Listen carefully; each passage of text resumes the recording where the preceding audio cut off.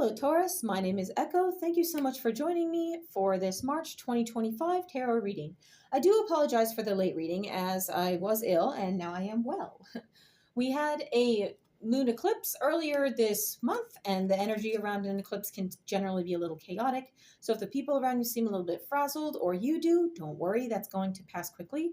And we are currently in a Mercury retrograde well into April. So be sure you're saving any progress, as it can mess with technology when you're working with files and documents. And just be wary because there is the potential for miscommunication, and it is a very intellectual energy, okay? So just if you're kind of in your head about things at this time, just don't worry, that's normal. It's recommended that you don't begin anything new during a Mercury retrograde, some say. You can revisit projects you are already working on. It's not to say you can't begin something new, Taurus, because if you do, that's perfectly fine. Just know that there's a good chance you might need to revisit some of the details in whatever it is you begin. So let's go ahead and continue your reading. I want to see what March has in store for you. I'm dropping cards. Thank you, Spirit. What does Taurus have in the month of March? You have the Starfish Spirit, open to infinite possibility. So starfish sit there very unassumingly on the bottom of the ocean, and they move so slowly and so carefully that we actually believe they are not moving at all. Some people believe they are very still, but actually starfish are very unassuming. People don't really notice just how much a starfish is capable of. They're very important to their environment. So if you're open to infinite possibilities at this time, and I feel like you are, and the impact you have on the environment around you, I really feel like you're going to get returns on whatever you put out there, because you do need to keep in mind that the possibilities for you, wherever it is you can go, because starfish are very good at navigating difficult terrain, as they have a very tight grip on wherever they're going. You're going to be able to float with the tides when you feel free, so to speak, as a starfish would, and latch on to opportunities and possibilities that other people might have issues getting their hands on. So just keep in mind that if you are acting adversely and you are being a little bit shady, because, you know, people do their own thing however they like, this can come back on you. The possibilities on how you could get caught or how something could come back on you are also present, because life is all about duality, the good and the bad, right? So let's go ahead and continue this reading and see what else you have coming. You have a Queen of the Moon, sovereignty. So you're very much worried about what makes you happy and what's best for you at this time, Taurus, because you really feel like you deserve it. And that's okay. You should absolutely be proud of yourself, and you should absolutely feel like you deserve the very best in life. But your sovereignty is something that needs to be conveyed to other people. Like I said, we don't want to do anything shady. If you really feel like you're being fair to let me try this again. Feel like you're being treated unfairly, then communicate that with people in a very so what I'm looking for, not delegate, in a very approachable way, okay? In a very approachable way, diplomatic. There's the word, in a diplomatic way. Your sovereignty is important. Everybody has their own power, their own talents, their own specialties, and what it is they want out of life. And we don't want anyone to take our power, so we have to fight to reclaim it. But at the same time, we do need to be respectful of those around us and the situations that we are in, and honor the rules and regulations that help create flow for everybody in our environment, okay? So if this is you, just communicate clearly. And if you feel like whatever's going on isn't working for you and something's not quite clicking, feel free to step away to go find whatever does work for you, because your sovereignty is very important and you need to enjoy your life. This is your story. Next, oh, I have two cards there. Next, you have fate. So the condition with fate is everybody seems to think it's like fate is this thing that's going to happen. End of story. No matter what you do, you can't change it. You can't fight it. But this isn't entirely true. I follow Norse mythology, so if you're not familiar with the Norns are all about past, present, and future, and they look after the well beneath the world tree, okay? So they control a person's fate, and they weave the thread of fate together, because all of our fates are intertwined. We are humans as a species. We all share a space on this planet. We all live together, etc., etc. But the fates are not really so much about, they are past, present, future, Skuld, Verdandi, and Ur, not necessarily in that order, but It's more or less about, they don't control your fate and what is going to be, so much as being sure you get whatever it is you've been working toward, whatever you deserve in life, if that makes sense. So you have the choices on this journey to create your ultimate fate and how your story will end. And I'm not necessarily talking about death, but like the grand, the big picture of what your life will be based on your actions. If you choose to leave a job, you're going to not work at that job anymore, and now your life involves working in another place. Or maybe you've chosen not to work. If you leave a relationship, you're just not in that relationship anymore. Maybe you've chosen to be single or find a new one. All the pieces that fit together and make the whole puzzle are up to you to pick, okay? So right now you're looking at the big picture. You're wondering what your fate's going to be, and you might be a little leery on decisions that you're making now or have previously made. And you're like, okay, what is this going to amount to? What's going to come of this? So that is kind of sitting somewhere on the periphery, maybe in your subconscious. But don't worry too much about it to the point that it stresses you out. If something feels wrong or off, I have a feeling you're going to address exactly whatever that is, okay? Taurus is an earth energy. You're all about the here, the now, the things you can touch, things you can see, very material energy. So if changes need to be made and someone's going to get uncomfortable about it, it's going to be you. It's your life. But Taurus can be very stubborn too. You know, the stubborn bull, right, is what they call you. So you're very passionate about life, and you just want it to be everything you would like it to be. I mean, who wouldn't, right? So let's go ahead and continue your reading, Taurus. You have Temperance in reverse, the Nine of Pentacles, and the Ace of Swords. So Temperance is the card of patience, all right? It's all about your riding the fence. We'll turn this upright for you for this example. The individual in this card is sitting with one foot on the land and one in the water as the rainbow blooms behind, and they're juggling these cups, you know, the energy. It's all about maintaining energy, okay? And it's an angelic figure here, if you notice the big old wings. So this is really more about patience, knowing that things happen in their divine timing as symbolized by the angel. And things happen and are guided in a way that sometimes is out of our control. And we tend to ride the fence, you know, because we know we have to wait, but we would really like to move forward.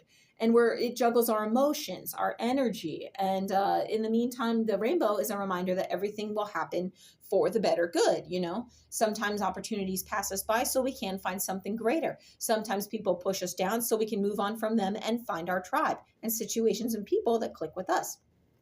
Your card, however, came up in reverse. So it tells me that there might be a little bit of impatience. You really, really want things to work out in a way that's comfortable, in a way that does flow for you, juggling those cups, because you are addressing the flow and you're trying to find what genuinely makes you happy at this time. And that's a great way to be, because life isn't a quick trip. It is a full-on journey. So we're always taking steps and we're always making moves in order to refine that process. And that is part of the adventure, because that's the way I look at it, right? An adventure. Sometimes you got to fight. Sometimes you get rewards. There it is. Next, you have the Nine of Pentacles. The Nine of Pentacles is a bountiful energy. She is all about, I have pentacles of my own, and I have these that I am willing and able to give to other people. So she sits here in front of this blooming garden by the trellis, you know, guarding the gate and saying, this is my environment, this is my bounty, this is my plenty. I'm willing to give to you because I have enough for myself. So you're concerned with having enough for yourself, like we said. This may also be on the material plane, as pentacles are about things you can touch, things you can see, money, job-based, that kind of thing. So you may be revisiting just how much the job you're currently doing means to you. Is it paying the money you want? Is it possible to get a raise? Is there something that could pay you more? You're looking at this, the give and take that you're currently doing every day. Next, you have the Ace of Swords. Ace of Swords, swords is an air energy. It's all about our mental communication, things like that, the intellect. It's a very airy energy. So it also does indicate a symbol of conquering. You're looking to conquer a situation and get the best out of any situation that you have. Just be mindful that when you are looking for your best, you're not stepping on other people to do it, because karma does come back and it is real. I've seen it hit. And I promise you, the longer the wind up, the harder the hit. Okay. So you may get away with anything for a very long period of time, but eventually when it hits you, it's going to hit you that much harder. So be wary. This card also serves as a warning, as well as, a go-getter. So you are looking to conquer whatever the situation at this time. So just be sure that you're communicating to people what it is you want out of a situation in a very clear and diplomatic way. And if it looks like they're not going to be able to accommodate you, or you're not going to have any change, nothing in your situation is going to get better, feel free to step away from that to find what does make you happy, where you can come out on top in a way that serves you. So I just want to see, what does Taurus maybe not see coming in the month of March? It's a great reading, by the way. It looks like you're really advocating for yourself at this time. I once had an individual tell me, a boss, excuse me, I'll get that card. I once had a boss tell me when I was asking about a raise for a position that everybody should advocate for themselves. And I think it was because they really weren't happy with the idea that was asking a little bit more than the position sent or put forward, before I took it. But they appreciated that I was willing to step up and kind of reclaim my power and know my worth. It just wasn't within the budget. So, I mean, it was a really nice, respectful thing to say. But in the long run, when I look back, I think it was really all about numbers. But let's go ahead and see what maybe you don't see coming at this time, Taurus. We don't want to get blindsided by anything. Let's take a look.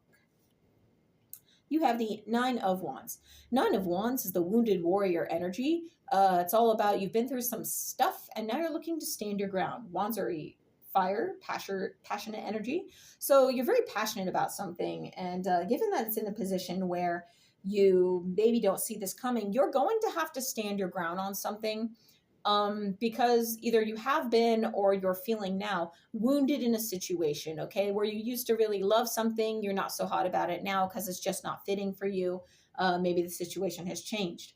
You're also looking to stand your ground and fight for yourself, as the rest of this reading says, and you're going to have a pertinent moment where you really have to sit and stand your ground and say, this is what I'm all about.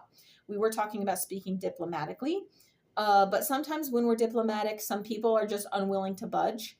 They can't or won't give what we wanted. Like in the instance where somebody, I told you, I put forward, even before we drew this card, that I wanted more money than a position offered. And while they appreciated my willingness to advocate for myself, they were unable to deliver. So you're going to have a situation like that where you stand your ground on something and you feel the wounds of what's going on, but you're gonna have to stand your ground. And if they can't accommodate, that's fine. Maybe it's time to move on from that situation, Taurus, right? Because you got to find your own happiness and go after those infinite possibilities. Protect your sovereignty. You are the master of your fate. I love this reading for you. So what blessings does Taurus have in the month of March, Spirit? What blessings do you have for my Taurus? You have the Six of Pentacles in reverse. The Six of Pentacles is all about giving what you can, sharing things. And again, this is material, the everyday, the mundane, this could even be money, finances, things like that. So you're blessed with the ability to repay a debt or give to somebody else. But it's not because you want to. It's not like, oh, I want to do this. You're blessed with the ability to solve a problem in a way that may not 100% please you, but it brings an issue to a close, okay? And you're just not willing to give any more than you already have. You're not going to have to, because they're gonna, when you come to them with whatever the situation is, it's going to be, okay, you're standing your ground. Here's my counter offer. Here's what we can do for you. And that blessing is going to be the veil being ripped off, the mask being taken off, and seeing the cards for what they are. Okay, everything's going to be out on the table, no pun intended. And that's going to be your blessing at this time, because now there's no more guesswork. Now you're going to see everything for what it is, and you're going to be able to address things and stop overgiving if that's what you're doing. You're going to be taken away from any overgiving situations, I guess you could say, where you're just giving too much. So I want to see what advice you have for Taurus in the month of March, Spirit. What advice? Well, let's not drop every card, okay? Fumbling today. What advice do you have for my Taurus? You have the Seven of Swords. Now, the individual in this card is taking those swords from the camp in the background, which to me looks like a circus in this deck, but I appreciate it. That's fine. He is taking those swords away so the people in the camp have that much less to fight back with. But they are going to wake very soon as dawn is, approaching. And there are two swords that he left behind, so they can still come after him. This card can also be pointed toward liar, cheater, stealer energy. So be sure when you are conveying things, when you are taking action for your greater good, you are in the right. You are doing what's right, and there's nothing shady going on. But as this is advice, we're saying exactly that. Don't be the liar, cheater, stealer. Don't be the person doing anything that's wrong. And you shouldn't have anything coming back on you as long as you're behaving in a way that's right and following things in a way that's legal. You should be just fine. Be wary of your own steps as other people are being held accountable. So you too must be held accountable in order to make sure the situation works out in a cosmic scale that won't have karma coming back on you, all right? Because we're all about balance. So I just want to draw a rune for you for this reading, Taurus, and see what this month has for you. I draw these at random. I do not look. I am just... Let's try this one. What do you have?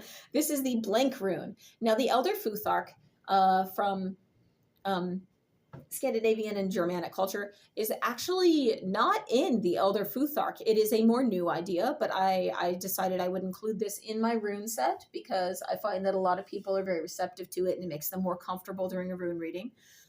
Sometimes the runes deliver a really hard truth, and this lets them know that they are capable of changing their fate. This is the blank rune. This was included. So the blank rune doesn't indicate any particular energy other than what you put out there. It is the rune that represents infinite possibility, like we saw in the starfish card. So just be mindful of your movements, be mindful of your communication and what it is you want in the long run, the whole big picture, okay? Step back and see the forest for the trees. Like, what is going to come of all this? Is this what I want? How can I move on from what's not pleasing me now? So I do love this reading for you, Taurus. It looks like there's a lot of potential to do great things here. Thank you so much for joining me. My name is Echo, and I will see you next time.